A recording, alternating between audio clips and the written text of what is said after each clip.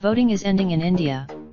Hey race, what to expect? After 39 days of polling involving as many as 900 million voters, balloting in India's vast parliamentary election is coming to a close on Sunday, starting a countdown to the announcement of final results on Thursday.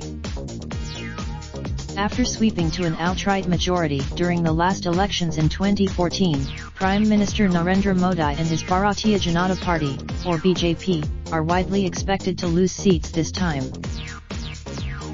And have led many Indians who voted for Mr. Modi's party last time to say they might switch. The biggest benefit, but Mr. Modi's popularity remains vast, particularly among India's Hindu majority, and many Indians credit him with programs that have helped the poor and cut through red tape and corruption. No one is counting out the BJP just yet.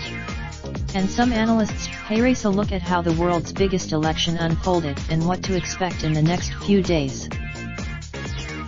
Here come the exit polls. Exit polls will start being released soon after the polls close Sunday evening, but the official results will not be released until Thursday.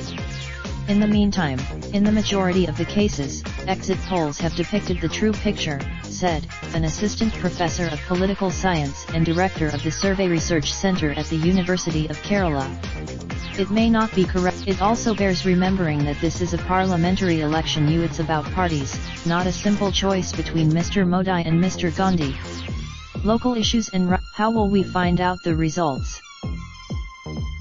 The vote itself has taken more than 5 weeks, that were hauled from state to state across India's vast territory.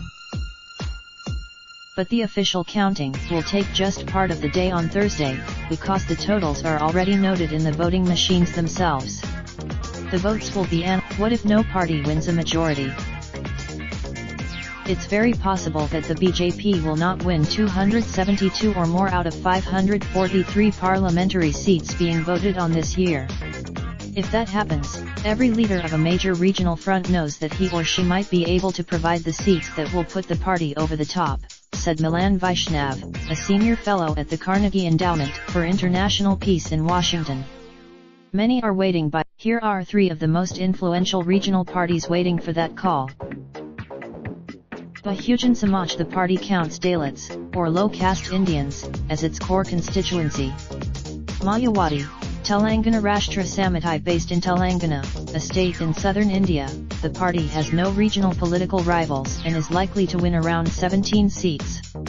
The party's leader, Biju Janata Dal, a powerful party in Odisha, a state in eastern India, the BJD faces competition from the BJP on its home turf. It has allied with a record vote by Indian women. For the first time, female voters are expected to cast as many as half the total ballots and perhaps more. Given that officials, both in the number of female voters, and in total turnout across the country, the 2019 elections are expected to set records, further expanding India's role as the world's largest democracy. Watch here for update. Violence was lower, but not absent. Violence has almost always played a role in Indian elections, whether between parties or gangs, or on a larger scale in the form of communal violence between religious or caste groups. Our reporters where homes were burned over sectarian tensions. This election has been relatively peaceful compared with previous ones. But since voting Modi meditates in the mountains. The Prime Minister spent the last night of the election meditating in a remote Himalayan cave.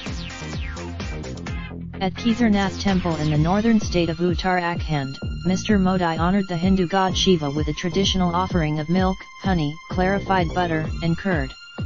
The ceremony the shrine's chief priest told Indian news channels that he had blessed Mr. Modi with at least 3 terms as Prime Minister and a Nobel Prize.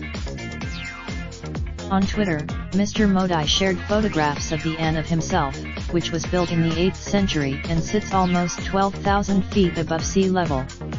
The Uttarakhand. Mr. Modi meditated for 17 hours, the Indian news media reported, emerging Sunday morning to visit another shrine, Badrinath, before returning to New Delhi in the afternoon.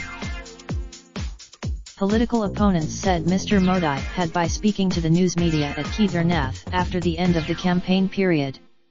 At least one party, Jeffrey Get Lemon, Aisha Venkat Araman, and Suhasini Raj contributed reporting. Raindrop, drip, drop top, top smoking, no cooking the hot pot. Fucking on your bitch, yeah, that.